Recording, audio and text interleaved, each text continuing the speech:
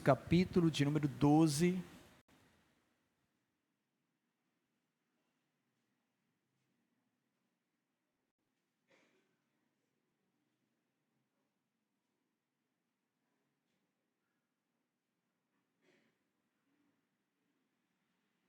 Mateus, capítulo de número 12. Todos acharam, amém? Se seu vizinho não achou aí, ajude ele a encontrar, tá bom? Mateus, capítulo 12. Nós vamos ler o verso de número 25. E vamos nos ater apenas uma sentença deste verso, tá bom?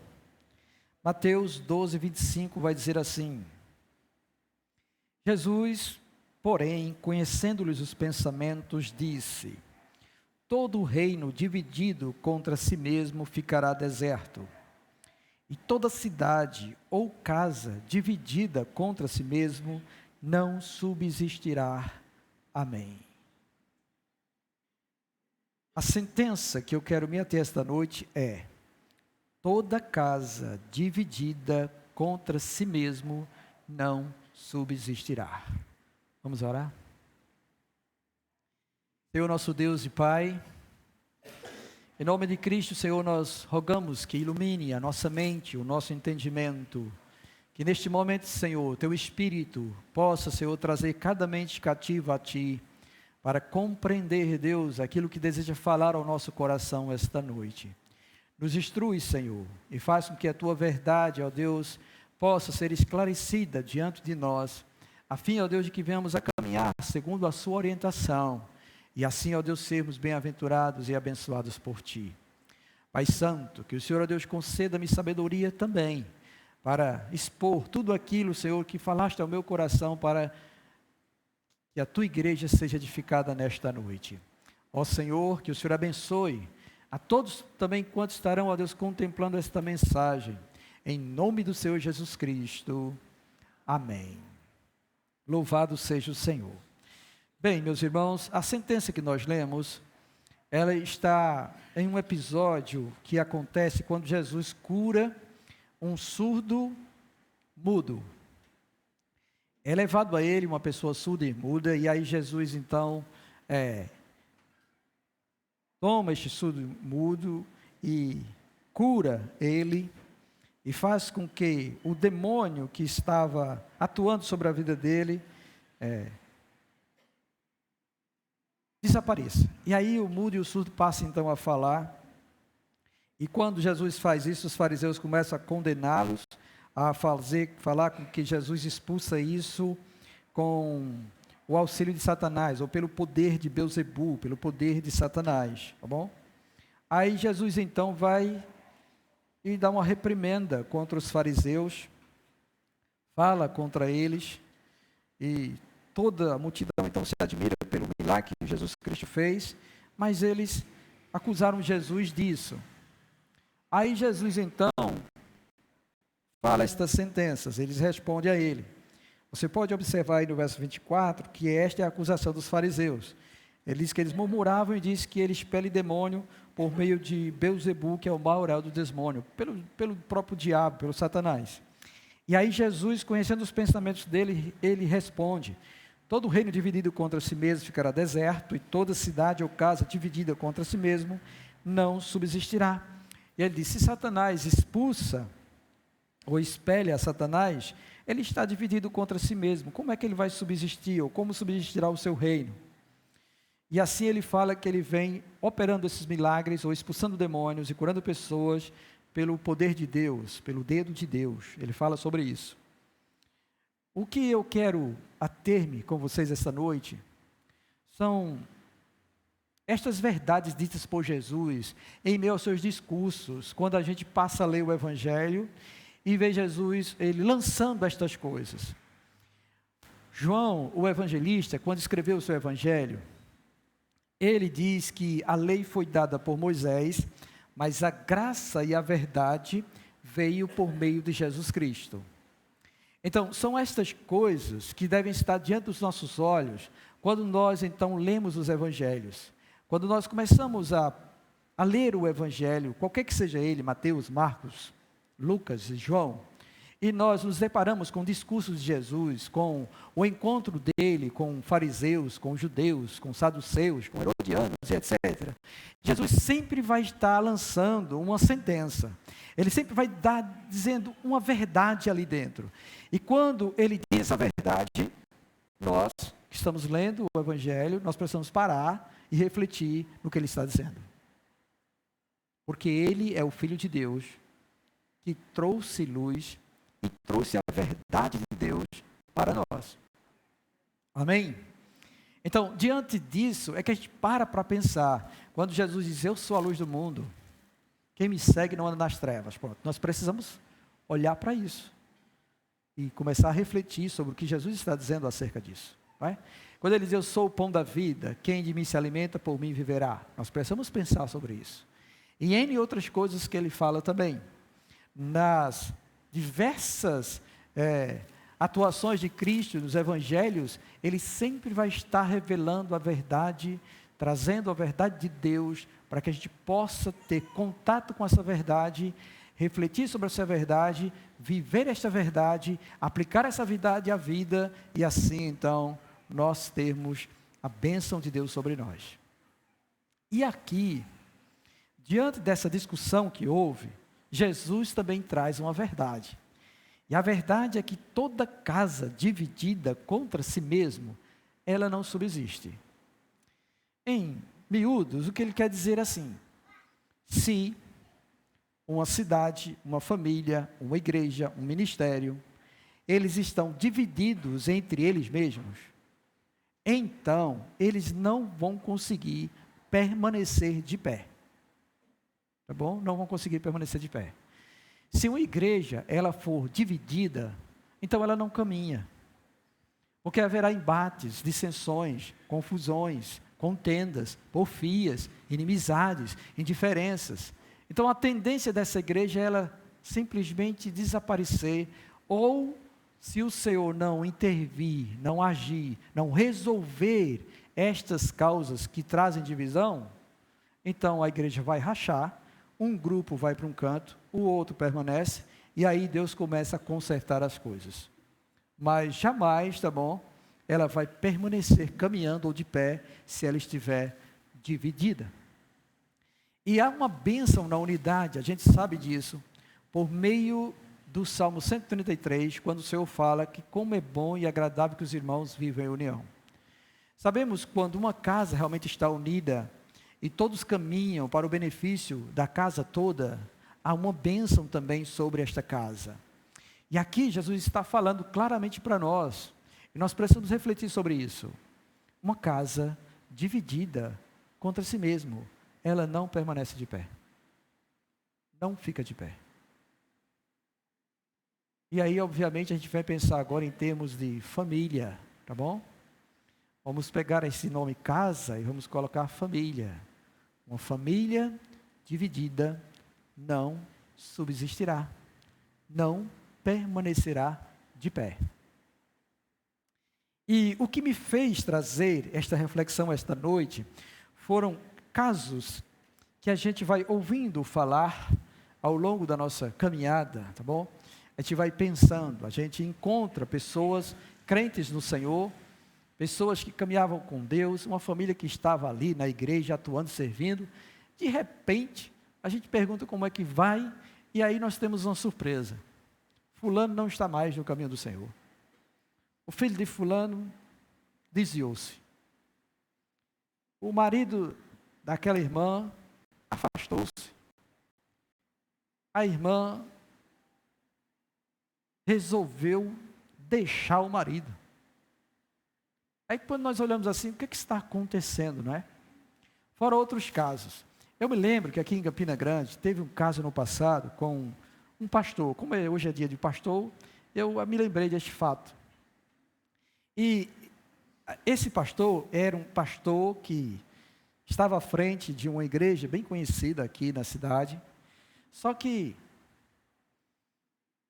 nas reuniões que nós tínhamos de pastores, ele aparecia, nós levávamos nossas esposas, mas a esposa desse pastor não o acompanhava. E a gente começou a achar estranho procedimento.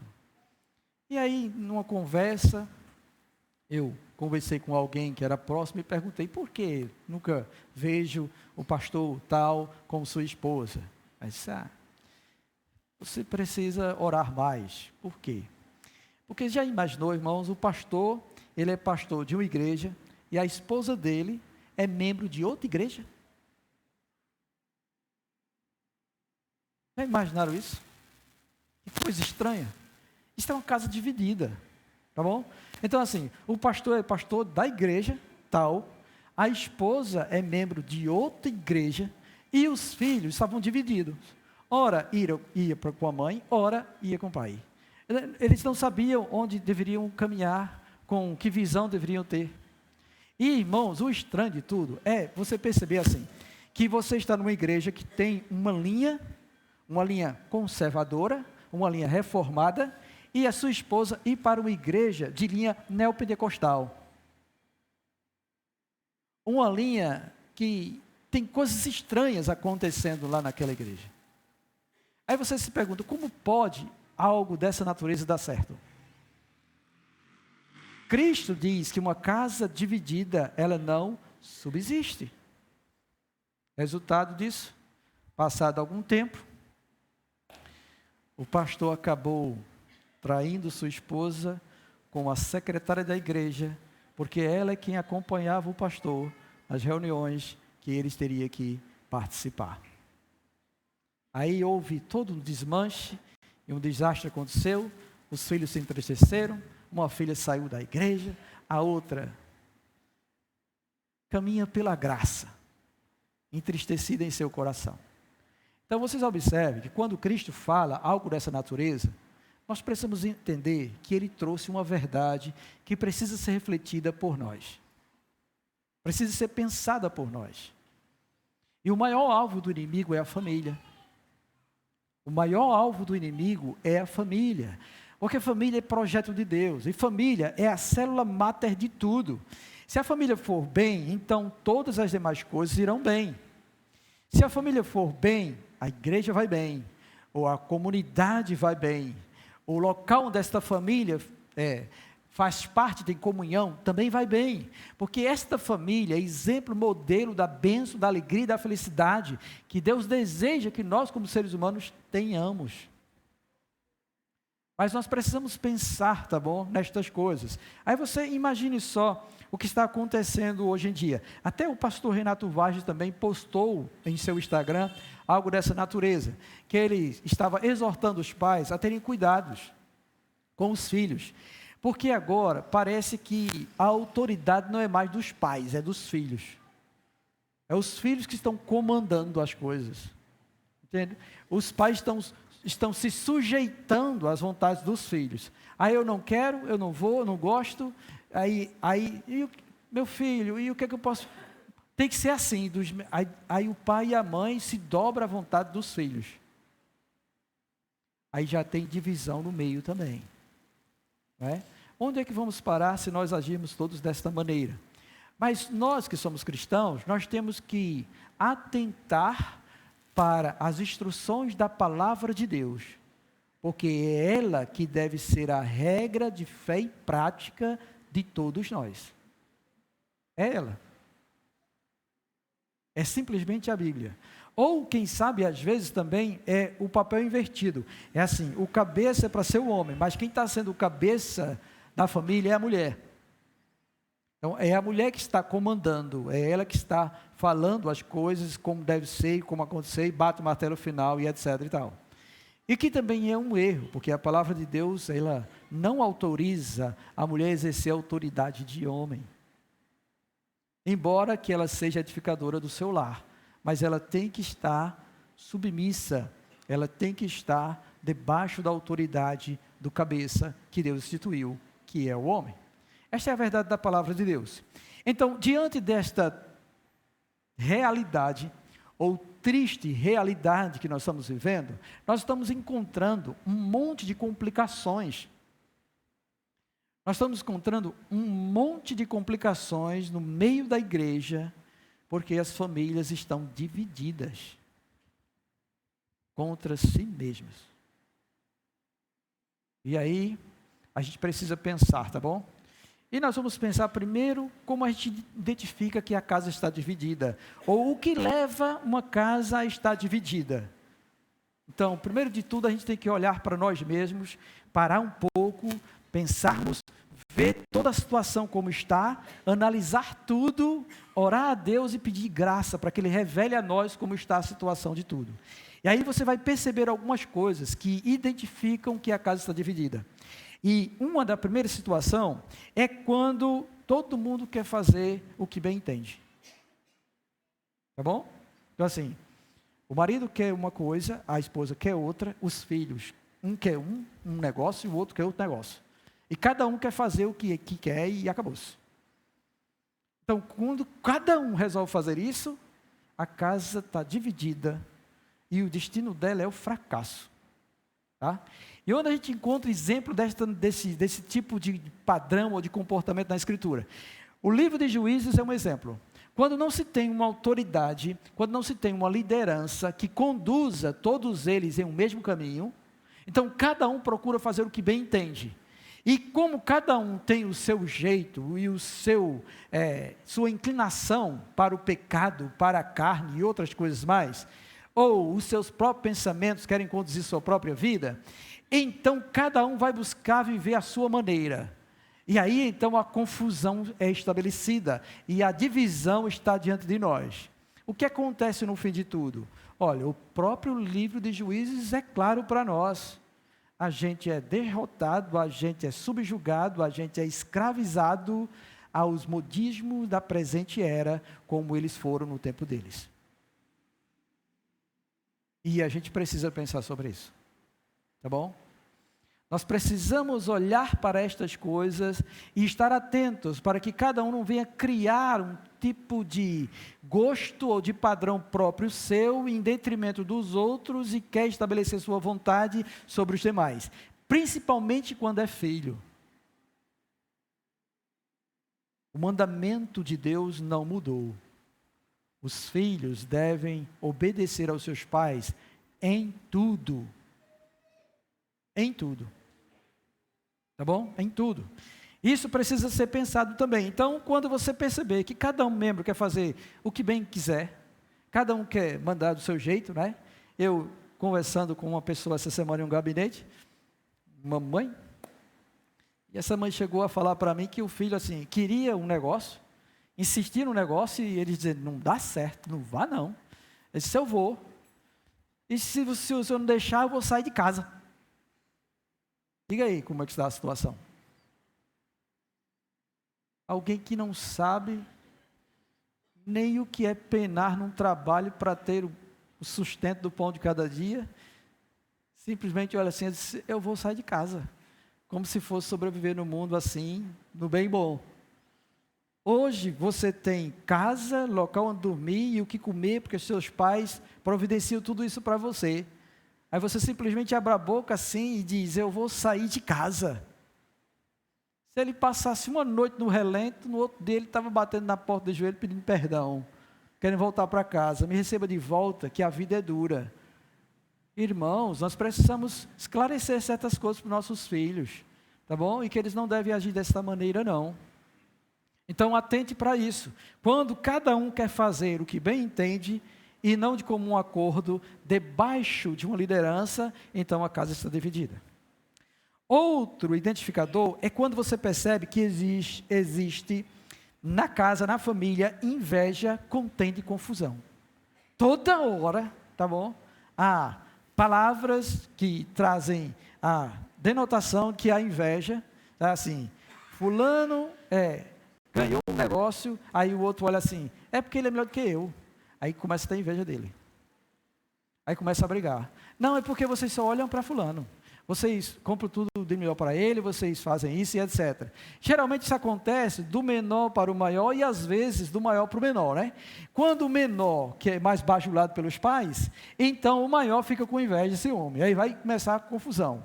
Quando o maior está sendo incentivado, porque ele está logrando êxito, vamos dizer que ele agora vai passar no Enem, etc. Tal, e os pais estão ali, sabe? Ó, não atrapalha ele estudar não, e etc. Aí bota um pequeno para fazer as tarefas e o outro fica livre.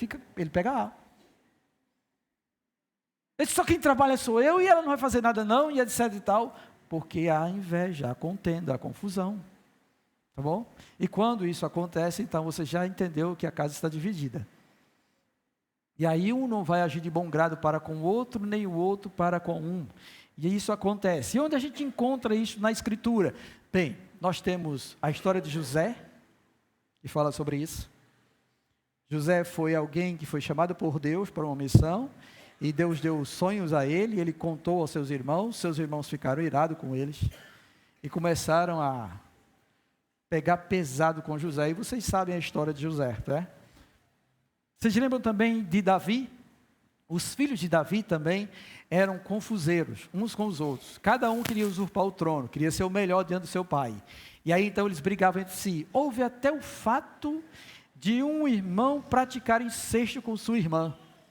Isso trazer desgraça para toda a família.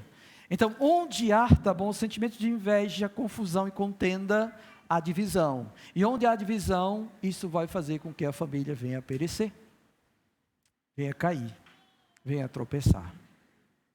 Então a gente precisa atentar sobre isso, tá bom? E acabar com esses sentimentos de inveja, de contenda e confusão. Outra coisa que pode acontecer é a questão de favoritismo por filhos. Nós temos o exemplo na Escritura de Esaú e Jacó. Tá bom? Todo mundo que leu Gênesis, a história de Gênesis, a história de Isaac, viu que ele amava mais a Esaú e que a sua mãe, Rebeca, amava mais Jacó.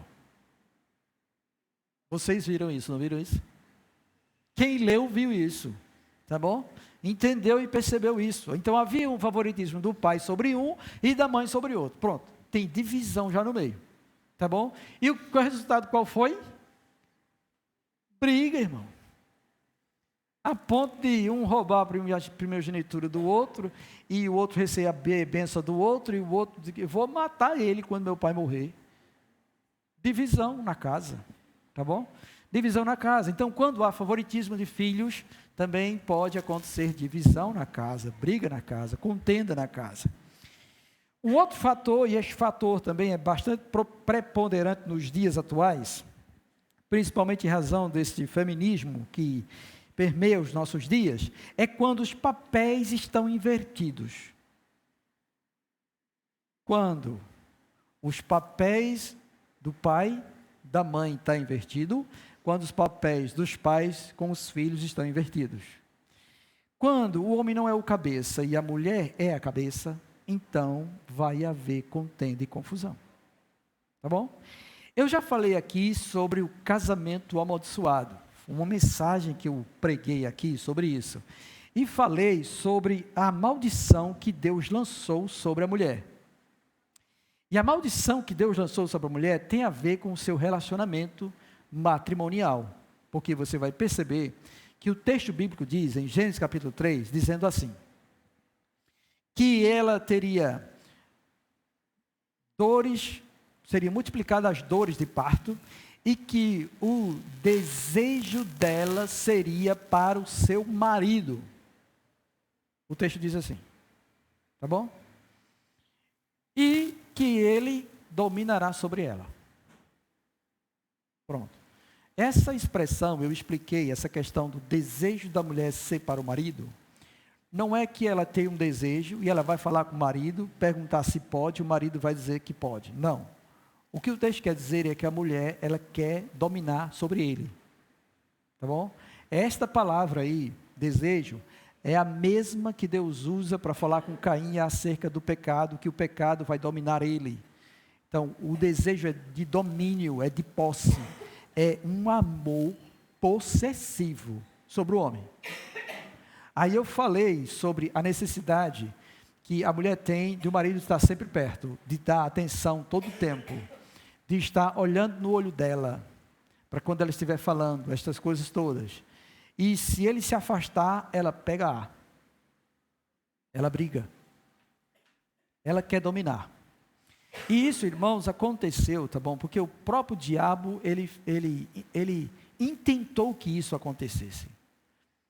Porque Deus criou primeiro o homem e depois criou a mulher.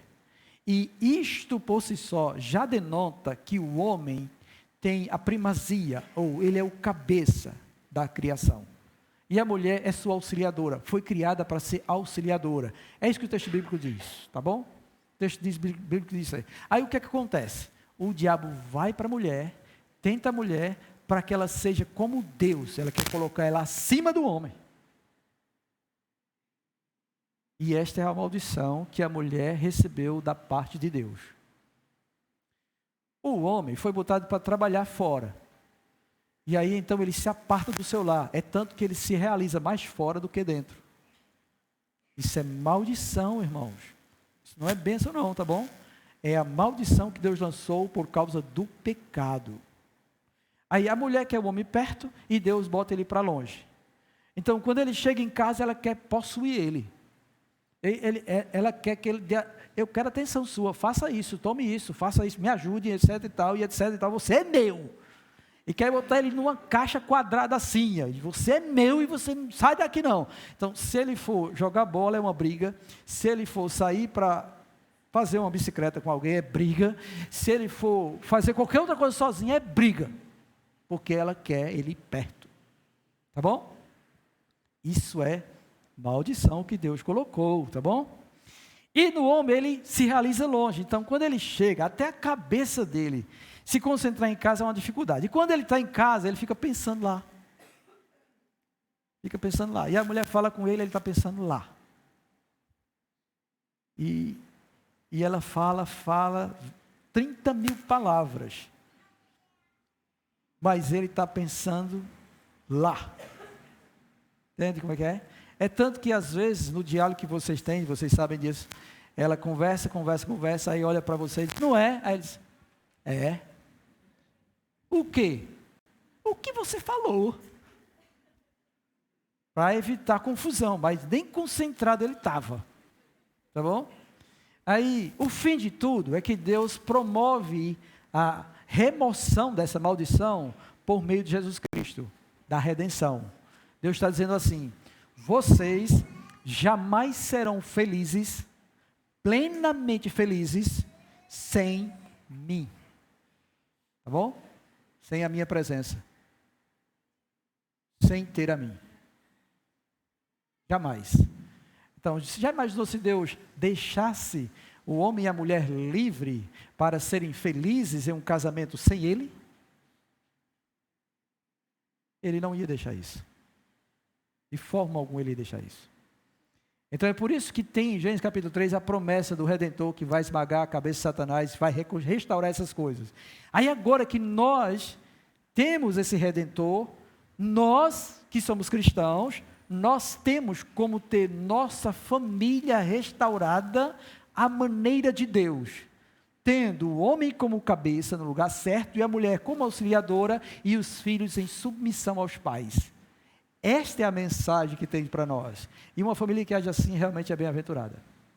Então, quando há inversão de papéis, que a mulher é o cabeça, é ela que manda e ela quer ter autoridade de homem, então há divisão na casa. A gente não fica satisfeito.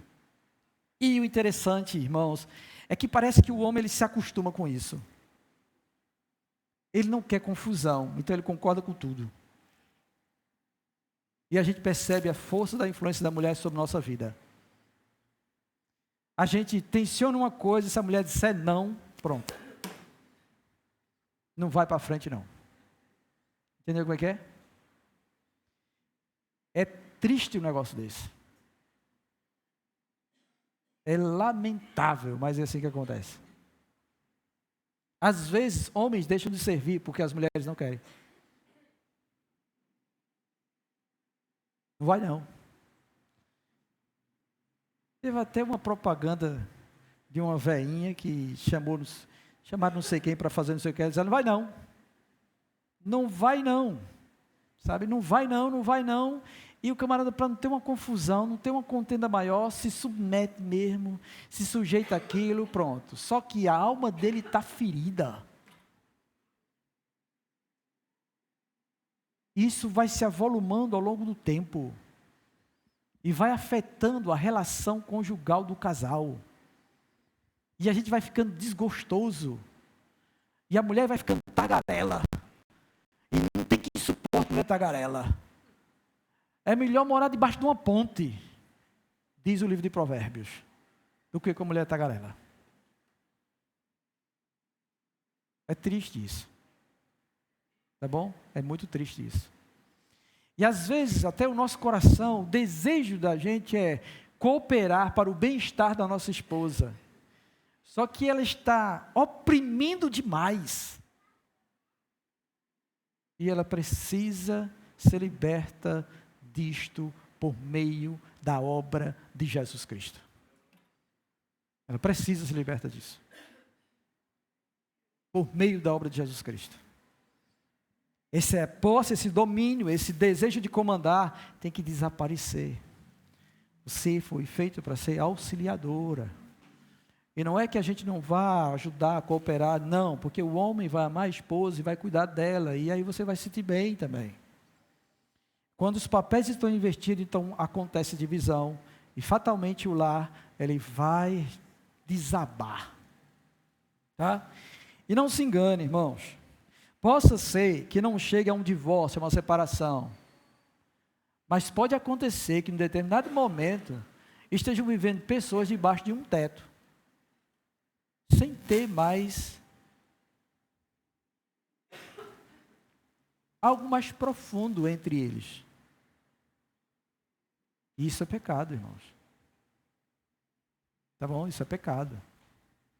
Só por conveniência. Outra inversão de valores é a questão dos filhos estarem comandando os pais. Então, os filhos agora, eles atualmente, devido a essa ideologia, psicologia, que foi colocada, até uma pessoa me falou também sobre isso, de que às vezes, devido o filho estar passando por dificuldades, é encaminhado a fazer sessões com psicólogos, psiquiatras e etc. Aí a psicóloga disse, não, você tem que ir porque você está aprendendo muito seu filho, solte ele.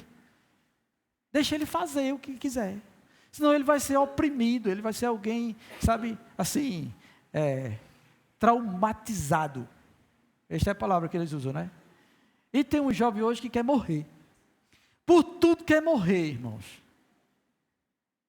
No tempo do passado, a gente não tinha essas coisas, não. A gente passava dificuldade, hoje, se um jovem passar por uma situação de bullying, de chacota na escola, de ser chamado de manemago, pronto, que eu fui chamado de manemago. Eu era tão mago, do pescoço fino, que os meus colegas de escola me chamavam de manemago e de gogão. Você sabe o que é um gogo? Um gogo é uma minhoca grande.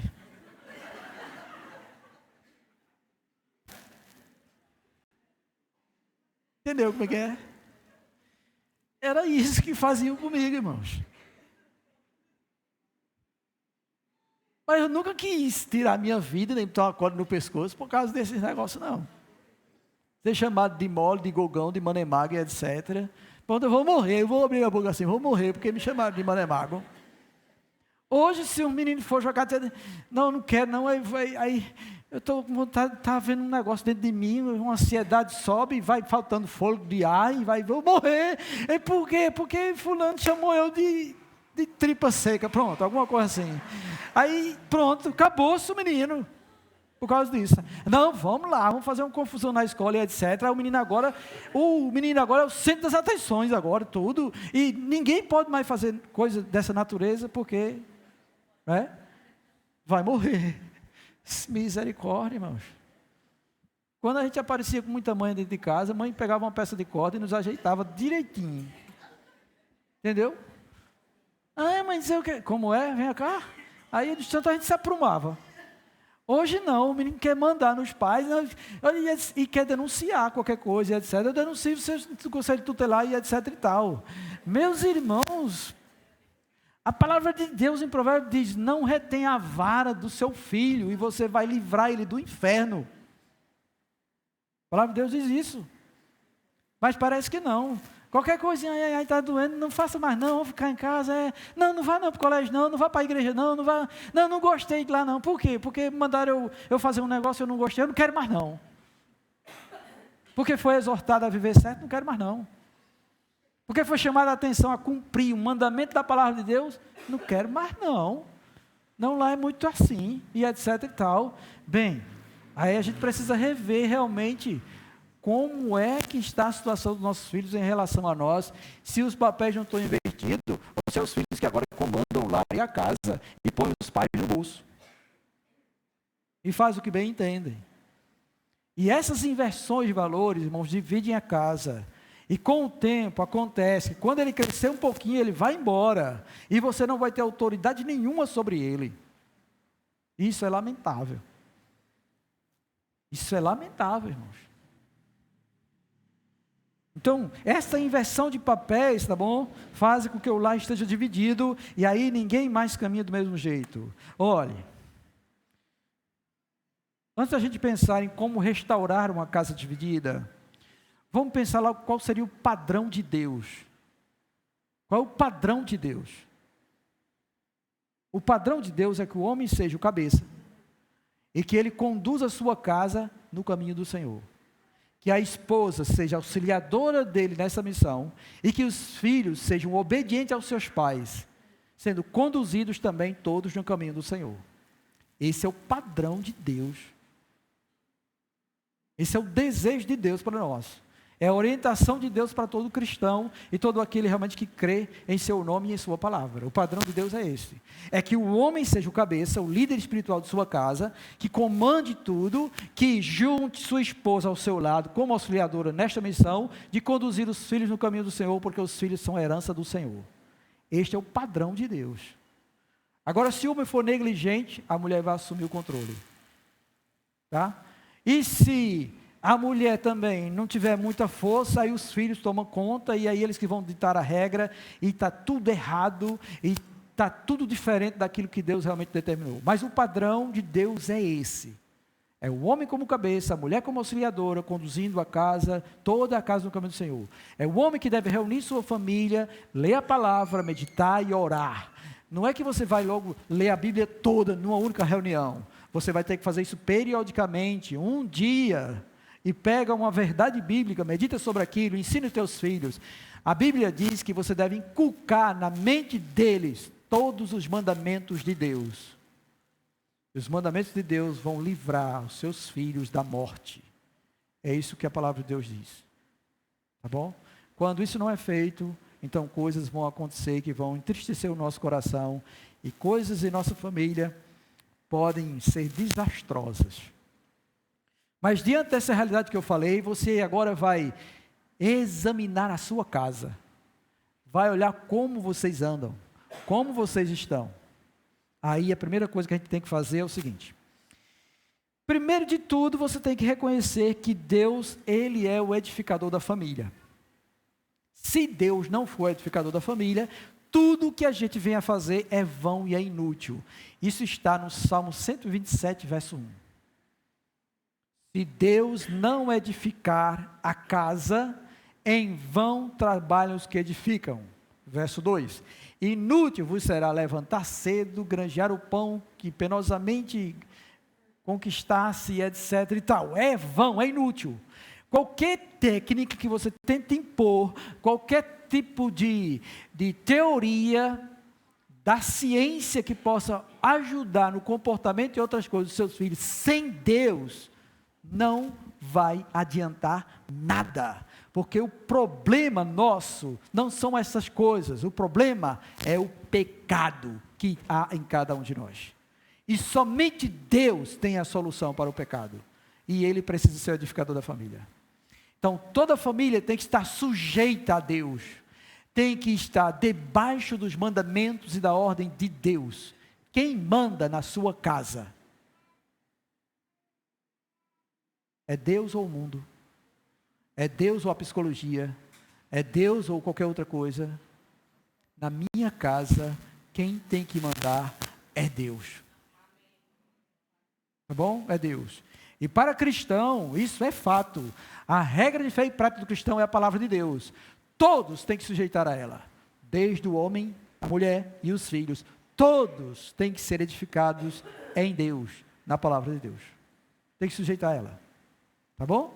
Se colocarem desculpas, então não adianta. E aí existe um texto no livro das Crônicas que o Senhor diz a todo Benjamim e a Judá, dizendo: olha, ouçam bem, Judá e todos os de Benjamim, o Senhor Deus está convosco enquanto vocês estão com Ele, mas se vocês se apartarem dEle, Ele também vai deixar vocês. E aí é desastroso quando Deus não é o edificador da casa. Ela fica sujeita à opressão maligna, e o maligno entra com força para destruir nossas vidas. Então cuidado, observem isso, tá bom? Primeiro de tudo, Deus tem que ser o edificador da casa, é Ele quem manda. Todo mundo tem que sujeitar à vontade de Deus. E se Deus diz: olha, eu sou o cabeça, diga para a sua esposa e diga para os seus filhos: Deus disse que eu sou o cabeça, vocês têm que me obedecer. Tão simples assim, tá bom? Então a mulher não pode sair comprando qualquer coisa e dizendo: porque eu quero, e etc e tal, é com o meu dinheiro. Não. Você está sob a autoridade do seu marido. Entenda isso. Então viva isso. Os filhos estão sujeitos aos pais. Pais, pai e mãe. Tá bom? Pai e mãe, os dois. Então eles têm que saber disso. E é a vontade de Deus isso. Então diga a eles isso. Olha, vocês têm que nos obedecer porque está escrito na palavra de Deus. Vocês querem viver ou querem morrer? Bota logo assim. Porque Deus disse que se não obedecer, Ele diminui os anos de vida deles. E é real isso. Tá bom? É real isso. Então, Deus precisa ser o edificador. Segundo, você homem, você mulher, você vai se isolar um pouquinho, pensar sobre a situação da sua casa, orar a Deus, para Deus revelar tudo, porque Deus revela tudo, toda a situação como está, e aí então vai pedir orientação de como agir para resolver este caos divisório na nossa casa, essa situação, tá bom? Primeiro precisa isso, então a gente precisa disso, a gente precisa analisar a situação, e um exemplo bem maravilhoso disso, a gente encontra no livro de Neemias. Neemias, quando soube que a cidade de Jerusalém foi assolada, destruída, e que os muros foram queimados, e que a situação do povo estava difícil, ele chorou, lamentou por 21 dias diante de Deus, orou a Deus. Aí Deus foi e comissionou ele para ir para lá, para restaurar a cidade. E ele não saiu assim, anunciando o que ia fazer, nem saiu abrindo a boca e consultando todo mundo, não. Ele silenciosamente montou num jumentinho, entrou na cidade, percorreu ela, olhou toda a situação como ela estava. Teve lugar que não deu para ir de jumento, ele desceu, foi a pé, verificou tudo. Depois que ele olhou tudo, verificou tudo, viu o que era necessário fazer, ele voltou, orou a Deus, pediu a Deus orientação do que fazer, e aí então ele começou a fazer a obra de restauração. E a coisa não vai acontecer da noite para o dia, tá bom? Uma mudança no lar, uma mudança na família, não acontece da noite para o dia. São passos que a gente vai dando de acordo com a orientação de Deus para que o lar realmente seja restaurado à condição que Deus deseja que ele possa ser. E aí então as bênçãos de Deus jorrar sobre nós, tá? Não há mudança de natureza instantânea na vida dos filhos, nem da esposa, nem do marido. Mas é preciso parar, refletir, orar a Deus, pedir orientação e Deus vai conduzir tudo no como deve ser feito para que o seu lar não exista mais divisão e que realmente seja um lar abençoado e bem-aventurado. Irmãos, e eu quero dizer para vocês, tá bom? Que como é bom ter um lar abençoado por Deus, com paz, sem confusão, sem briga, onde todo mundo faz as coisas de acordo com a vontade de Deus, cumprindo as coisas tudo direitinho. Irmãos, é uma bênção. É uma coisa linda e maravilhosa que todos nós devemos experimentar e ansiar. Tá bom? Mas é preciso isso aí. Terceiro, depois que você sondou e Deus falou, e Deus orientou, e Deus trouxe à tona todas as coisas, agora faça reuniões. Chama a família e vamos conversar sobre nós. Olha, nós somos crentes. Nós temos que andar assim, assim, assim. Nós não estamos fazendo isso, não. Outra coisa, assim, Deus disse que eu tenho que ser o cabeça e eu tenho que conduzir vocês. Aí o marido chama a esposa a atenção e diz: você tem que ser minha auxiliadora, você tem que cooperar comigo nessa obra aqui. E o que é que eu estou fazendo? Não está fazendo nada, está fazendo um desserviço. Ela vai ficar irada com você, mas fale a verdade, para que ela possa refletir. Olhe como você está agindo. E os nossos filhos? Não, cada um quer ir para um lugar. Um quer ir para uma Assembleia de Deus, outro quer ir para a igreja presbiteriana, o outro quer ir para a igreja congregacional, o outro quer ir para Nova Jerusalém, não sei aonde. Isso está certo? E eu quero ir para a ação evangélica. Aí verifica isso. Bem, o lugar onde você está tem edificação, tem boa palavra, fala a verdade, ensina realmente a Bíblia, a doutrina do Senhor. Sim, então é lá que você deve ficar. Porque é lá que você vai ser edificado e vai conhecer a verdade de Deus. Porque os nossos filhos muitas vezes querem oba-oba, quer entretenimento. E igreja, irmão, não é lugar de entretenimento. Igreja é lugar de edificação. É lugar a gente conhecer mais a Deus e a palavra de Deus. Nós não estamos querendo promover alegrias e entretenimentos para ninguém. Nós queremos que você seja firmado na rocha. E que você tenha tamanha comunhão com Deus, a ponto de você viver para glorificar o nome dEle. Esse é o nosso intuito. Agora, se você quiser entretenimento, junte-se com outro irmão, faça um churrasco, convide o pastor, tá bom? Aí a gente é tudo feliz, né? Porque na nossa casa a gente pode fazer entretenimento, brincar, isso, aquilo, outro, etc, né? Cantar, comer, dar glória a Deus, etc, e tal. Mas a igreja do Senhor, a igreja tem que realmente preocupar-se com a edificação dos irmãos. Esse é o ponto para nós, tá bom? Então a gente precisa refletir sobre isso. Reúne, conversa, eles vamos agora promover como é que a gente vai fazer organizar tudo aqui, essas mudanças, e etc. E deixe bem claro que você está fazendo isso não é por você não, é porque Deus diz isso. Porque se for por nós, eles não vão querer obedecer. Mas é Deus que diz. Deus diz que o homem tem que ser o cabeça, e Deus diz que a mulher tem que ser auxiliadora, e Deus diz que os filhos têm que obedecer aos pais. O que é que vocês vão fazer? É Deus que está dizendo isso aí. Então vocês têm que obedecer. E de agora em diante vocês vão obedecer. E não adianta gritar não. É olho no olho. Entende? Porque Deus, Ele dá autoridade do homem assim, sem precisar de alvoroço, nem de estar bravo, ou de bater a mão na mesa, não. É olhar olho no olho, olha, eu sou o seu pai, e Deus me deu autoridade sobre você. Você entendeu isso? De agora em diante me obedeça.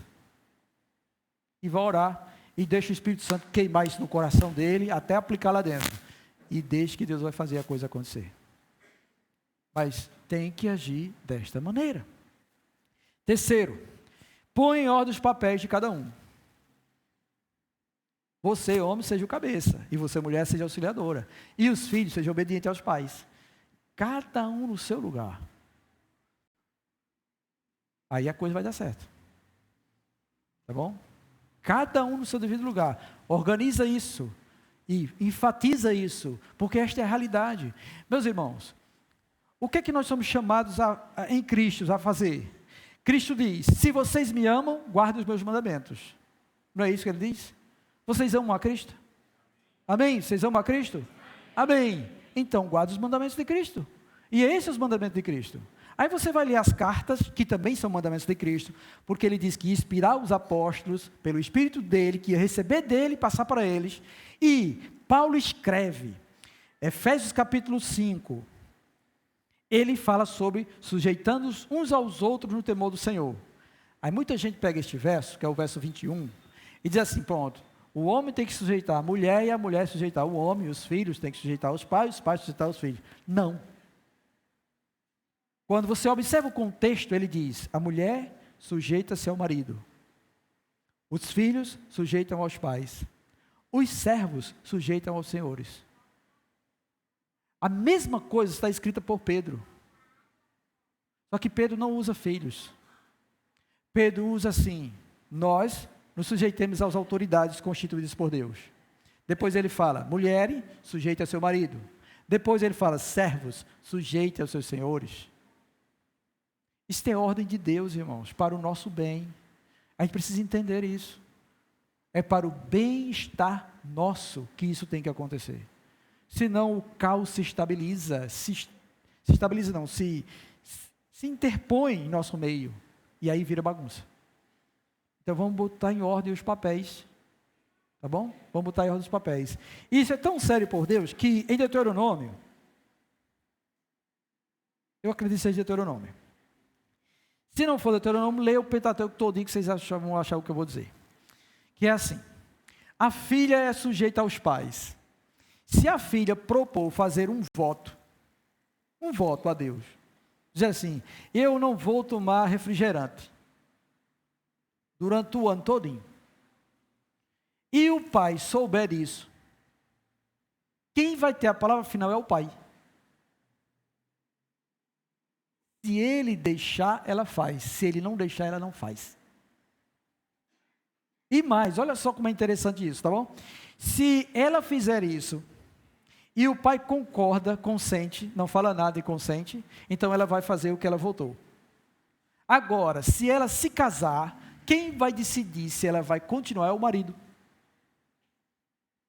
A autoridade que era do pai agora passou para o marido, e é o marido agora que vai governar sobre ela, porque é uma nova família, e aquele homem é o cabeça da família dele. Aí ele é que vai decidir se ela vai continuar com isso ou não. Está escrito, irmãos, é lei para nós.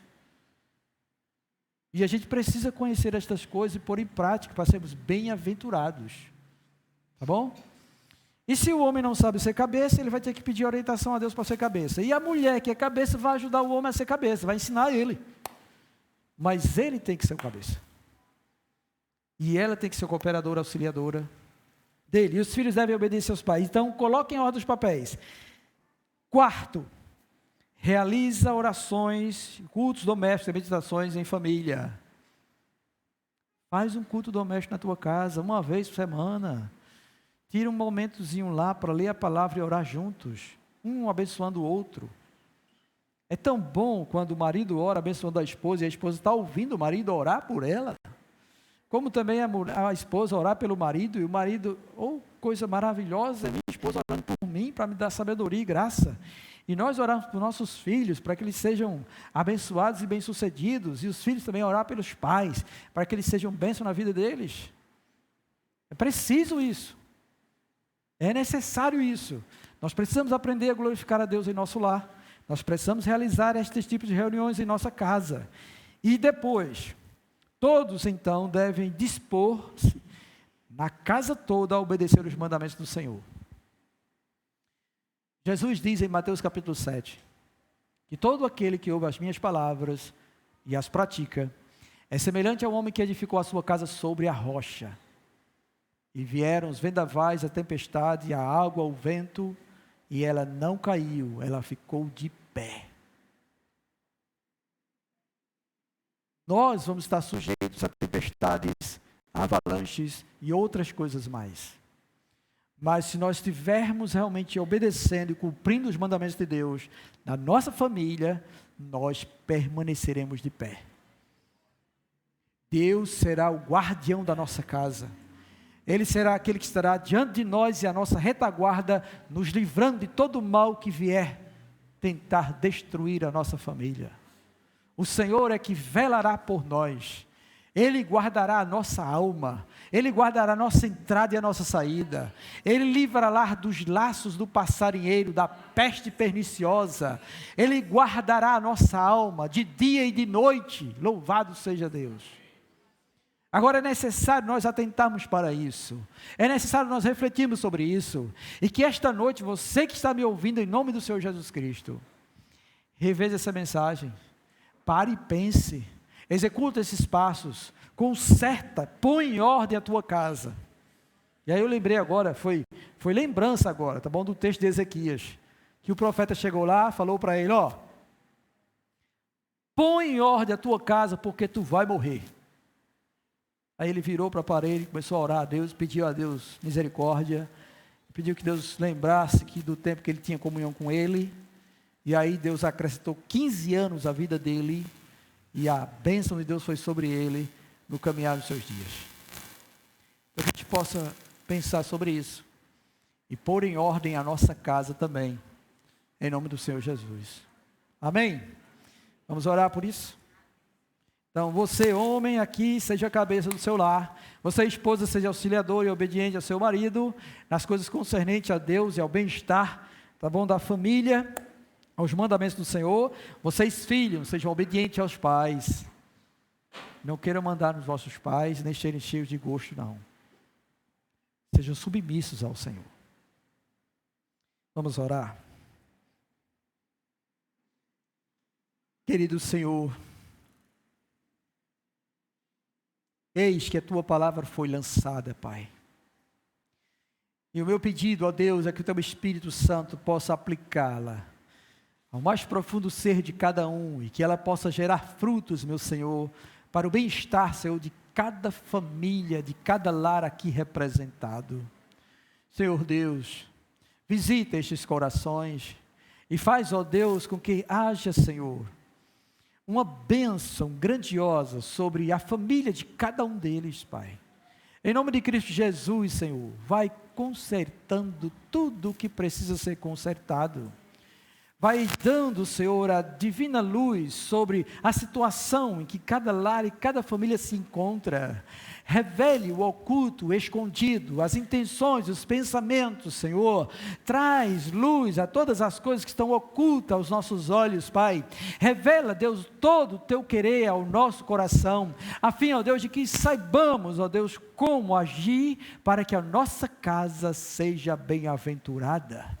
Pai, em nome de Jesus, concede isto, Senhor, e faz, ó Deus, com que neste lugar nós possamos ver e contemplar, Deus, a tua bênção sobre todos nós, em nome do Senhor Jesus Cristo. Amém. Louvado seja Deus, bendito seja o Senhor. Bem, eu quero dar alguns avisos. Quero também já convidar o Ministério de Louvor para ficar aqui, tomar posição, tá bom? Em nome do Senhor Jesus. Quarta-feira, 6 da manhã, nós temos consagração. E à noite é o nosso culto de oração às 19h30. Na sexta-feira, 6 da manhã, nós temos consagração novamente, tá bom? Às 6 da manhã na sexta-feira. Aí, sábado a gente não tem programação? Tem programação? Tem. Culto da família. Encontro da família cristã, que é o terceiro sábado, né? É isso mesmo. 19h30. Eu vou chamar. Vou. Só o Senhor é Deus. Domingo, tá bom? Nós vamos ter assembleia. Aí esta assembleia será para a renovação do mandato pastoral do pastor Hamilton. Completaram os 5 anos do meu mandato pastoral. Então, domingo que vem, na escola bíblica, nós vamos ter assembleia para renovar, tá bom, esse meu mandato. Se assim vocês permitirem. Também vai ter a renovação de Ana Paula, missionária Ana Paula. Nós vamos ter também a aprovação da licenciatura dos 3 diáconos que ficaram sendo experimentados ao longo de um ano, que é Iveson, por favor, vem aqui, fique de pé aqui. Iveson, Elton, vem para cá também, por favor, Elton, todo mundo para você. E Lucas Carneiro, ele está aí, Lucas Carneiro? Pode vir para cá também. Esses 3 aqui, eles foram experimentados ao longo deste ano, que se passou. E aí, domingo que vem, na Assembleia pela manhã, a gente vai aprovar se eles vão exercer o diaconato por 3 anos, porque o ofício, o mandato de diaconato são 3 anos, tá bom? Esses 3 aqui. Hoje pela manhã eu anunciei os outros 2, que serão licenciados, vão passar 1 ano de experiência, que é Vanilson, vem para cá, por favor, Vanilson, para todo mundo olhar para você, e Lucas Cardoso. Lucas Cardoso, que atualmente está liderando os jovens junto com sua esposa, Ana Beatriz, e junto com Lucas, né, também, e a esposa dele, que é Ellen, exatamente. Então, todos são casados, graças a Deus. Só o Senhor é Deus. Tá bom? Estes estarão sendo aprovados, se assim Deus permitir, ao diaconato, passando 3 anos servindo, e esses aqui vão ser experimentados 1 ano. Vanilson, né? E Lucas Cardoso, glória a Deus. Eu conversei com eles, tá bom? E foi uma conversa bem abençoada, graças a Deus. Também já falei com as esposas dele, que tem que se ajeitar também. Né, Jacaré? E Ana Beatriz também, né? Glória a Deus. E, para a glória de Deus, elas concordaram, aprovaram também, louvado seja o Senhor por isso. E aí, então, nós estaremos realizando essa assembleia no próximo domingo, para que seja efetivado isso aí, em nome do Senhor Jesus, tá bom? Então, vamos orar, tá bom? Por todos nós, né? Glória a Deus. Querido Senhor, muito obrigado, ó Deus, por todos aqueles que o Senhor tem chamado, Senhor, a exercer determinado ofício neste lugar, Senhor. Que o Senhor, ó Deus, possa guardar a vida desses homens, guardar a nossa vida, Senhor. Nos dá, ó Deus, uma porção dobrada para mantermos, ó Deus, nosso temor diante de Ti, para não venhamos, ó Deus, a cair, tropeçar e escandalizar o Teu santo nome, mas que possamos honrar a Ti, ó Deus, e glorificar o Senhor com a nossa vida, servindo ao Senhor em Sua casa. Então abençoa, Deus, a vida deles, em nome do Senhor Jesus Cristo, amém. Louvado seja Deus. Obrigado, podem sentar, obrigado, pode sentar. Glória a Jesus. Eu quero orar pelos aniversariantes, e aí depois eu vou convidar o presbítero Alessandro, que ele tem um aviso no seminário dos casais.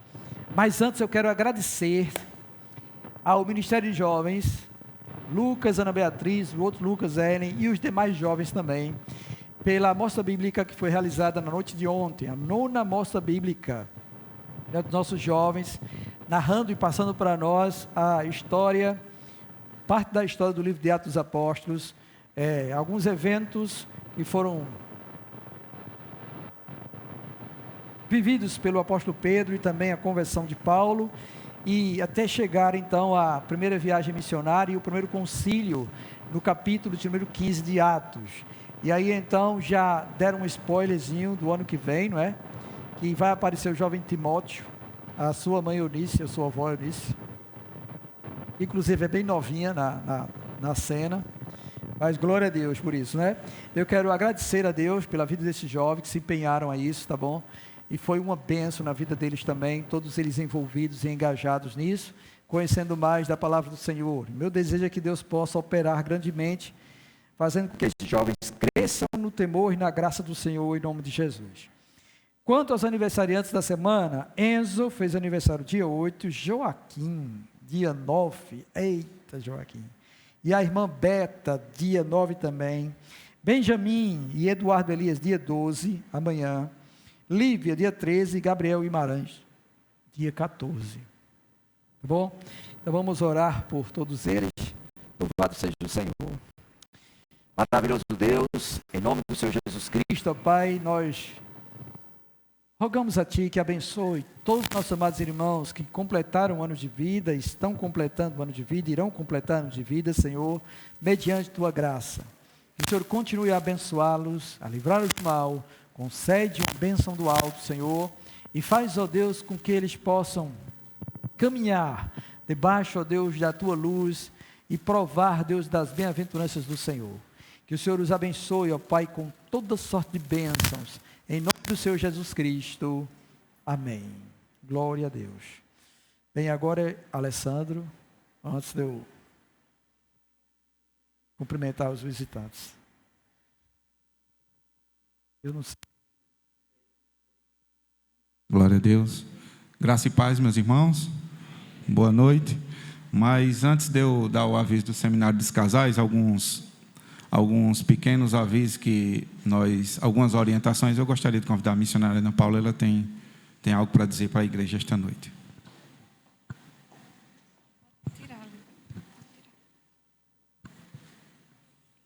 Graça e paz, irmãos. Hoje é comemorado o Dia do Pastor e pela manhã o Ministério Infantil fez uma apresentação aqui para ele muito se emocionou. E agora à noite, o Ministério de Adolescentes, eles gostariam de prestar a sua homenagem. E nós vamos passar um vídeo aqui, eu não sei se precisa apagar a luz. Precisa, né?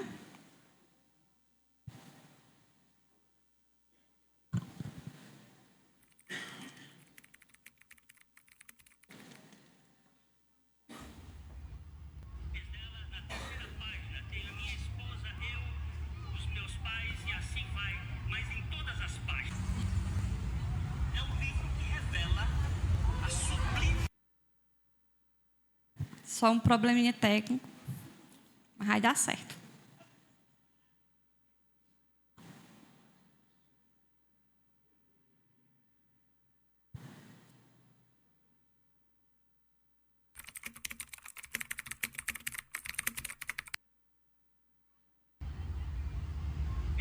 Na terceira página tem a minha esposa, eu, os meus pais e assim vai, mas em todas as páginas.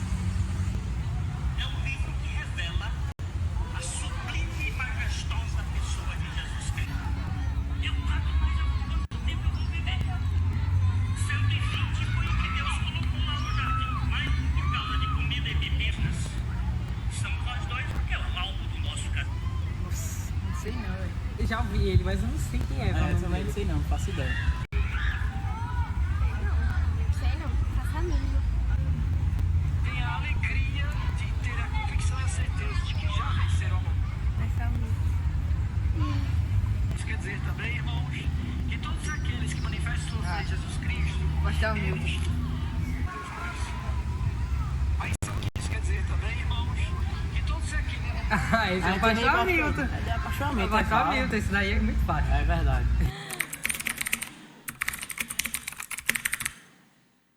O pastor, para mim, ele é um líder que foi escolhido por Deus para guiar as ovelhas no caminho de Cristo, né, que leva no caminho da santidade. E o nosso pastor Hamilton faz esse chamado que foi dado a ele. Ele leva as ovelhas ao caminho de Cristo. O pastor Hamilton, ele é uma pessoa gente boa, ele é gente como gente. Ele é uma pessoa bondosa, ele é uma pessoa conselheira, né, brincalhão quando precisar, mas também, quando também for preciso, ele também é sério. O pastor Hamilton é uma pessoa muito legal e que me ajuda muito na minha caminhada cristã. Ele sempre esteve presente, ele está sempre por nós quando a gente precisa, se a gente precisar conversar, se a gente precisar falar alguma coisa. E as pregações dele eu realmente adoro, porque ele fala a verdade e ponto final. Se você não gostou, o problema é seu. Essa é a verdade. Eu acho que o pastor ele é um homem servo de Deus, né? Ele tem muita responsabilidade com toda a igreja, né? É muito difícil lidar com tudo isso, mas ele consegue nos guiar no caminho do Senhor, né? Uma coisa que eu acho muito interessante no pastor Hamilton é as pregações dele, que ele sempre se preocupa em trazer a verdade para nós e sempre nos dá aplicações do que Jesus fala na Bíblia. A autoridade. Guia. Gentileza. Gentil. Cuidadoso. Legal. Palavra, Camille. Bondoso. Sabe? Creme de arroz com frango. Bem, ele é fenomenal. Senhor Deus! Fenomenal. Obrigada por exercer o seu chamado com tanto esmero, prezando pelo crescimento das suas ovelhas, sempre nos instruindo na verdade, aconselhando, exortando e disciplinando com amor. Nós, enquanto ovelhas do seu pasto, ouvimos e reconhecemos claramente a sua voz. Somos ovelhas privilegiadas pelo cuidador zeloso que Deus nos deu. O Ministério da Adolescência deseja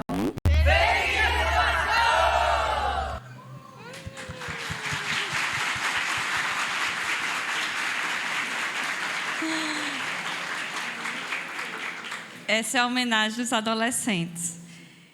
E eu gostaria de convidar agora a nossa irmã Ellen e a Aninha, que também irão fazer uma homenagem do Ministério de Jovens.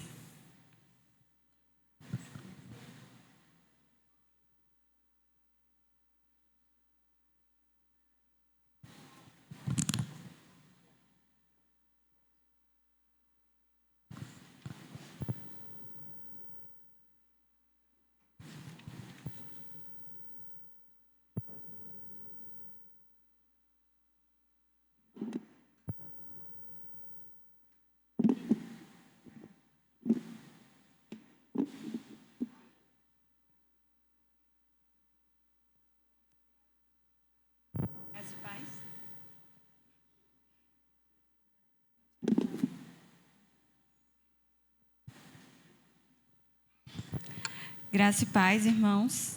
Amém? Em 1 Timóteo, capítulo 3, versículo 1, diz: Fiel é a palavra. Se alguém deseja o episcopado, excelente obra almeja. É com essas palavras que o apóstolo Paulo descreve o ministério pastoral. Mas o que torna essa obra tão excelente? Olhando para o ministério e vida do pastor Hamilton, nós podemos encontrar algumas dessas respostas. Primeiramente, o ministério pastoral é excelente porque ao pastor cabe ministrar a palavra revelada de Deus para edificação do corpo de Cristo e salvação das almas. Essa ministração, todavia, não é algo morto ou frio, automático, mas cheio de vida, fogo e compaixão por aqueles que ouvem. É pregar com amor pela palavra de Deus.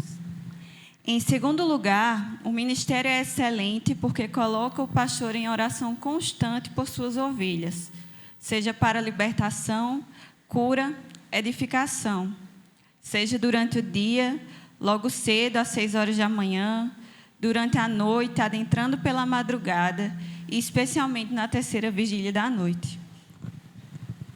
Mas o ministério pastoral é excelente também por causa dos sofrimentos e das lutas, que não são poucas. De gabinete em gabinete, passando por acusações contrárias em diversos momentos, mas sempre se lembrando que bem-aventurado são aqueles que são perseguidos por causa do nome do Senhor. A excelência também se encontra em cada momento de cuidado para com a igreja física, quando é necessário trocar o púlpito pela vassoura, pelo pincel e a tinta, pelo martelo para quebrar pedras. Como nós mesmos vimos ontem, o pastor se esforçando em deixar o salão todo em ordem. Isso é um exemplo para todos nós. A excelência é vista em cada conversa, em cada período de oração, em cada pregação, em cada aula. Mas é vista também nas falhas e faltas, pois nela lembramos que o poder da excelência não vem do homem, mas de Deus.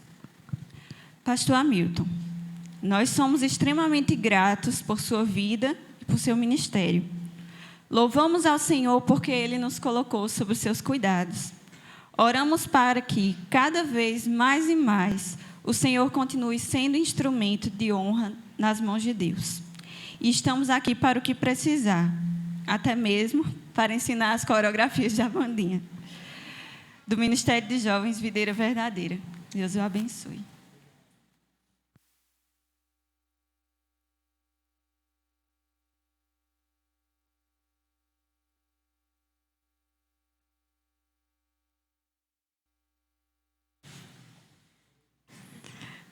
E as homenagens não vão parar por aqui.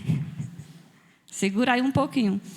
Eu gostaria de convidar o presbítero Alessandro, que ele vai fazer uma homenagem em nome da igreja. Graça e paz, irmãos, mais uma vez. Eu, assim como pastor, também sou chora. Então, vocês me perdoem. Foi me dado aqui um texto. Vou ver se eu consigo ler, né? Se eu consigo terminar.